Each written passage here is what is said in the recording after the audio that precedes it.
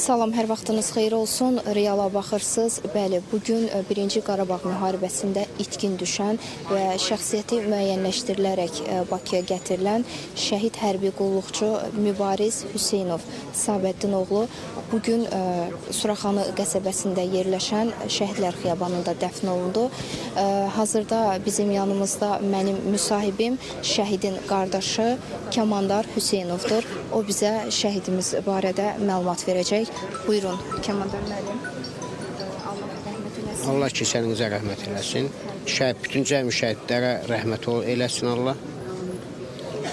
Şəhidimiz Hərbi komissarlıq tərəfindən, Xətai rayonunun hərbi komissarlıq tərəfindən çağırılmışdı. O da könüllü olaraq yola düşmüşdü. və itkin düşməsindən bağlı.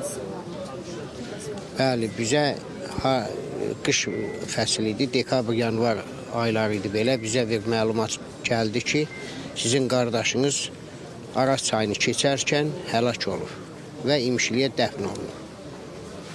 Və sonradan da məlumat verildi ki, itkin düşür. Bəli. Və əslində bu sizin üçün qürur verici bir hal. Bəli. Həm fəxr, qürurdur, həm də ki, qürurumuzdur. Bizim fəxrimizdir, qürurumuzdur ki, mən şahid qardaşıyam. Allah keçənizə rəhmət eləsin. Hər adam bu zirvəyə qalxa bilmir, bəli. Sağ olsun. Çox sağ olun. Sağ olun, siz sağ olun. Sağ olun. Bəli, xatırladım ki, 1-ci Qarabağ müharibəsində itkin düşən və şəxsiyyəti müəyyənləşdirilərək Bakıya gətirilən şəhid hərbi qulluqçu Mübariz Sabəddin oğlu Hüseynov bugün az öncə torpağa tapşırıldı. Onu da qeyd edim ki, Mübariz Hüseynov 1973-cü il Ermənistanın Loru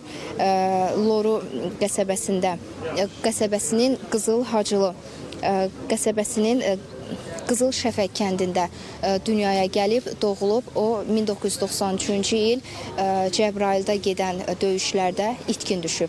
Bizim hələlik çatdıracaqlarımız bu qədər. Realı izləməkdə qalın.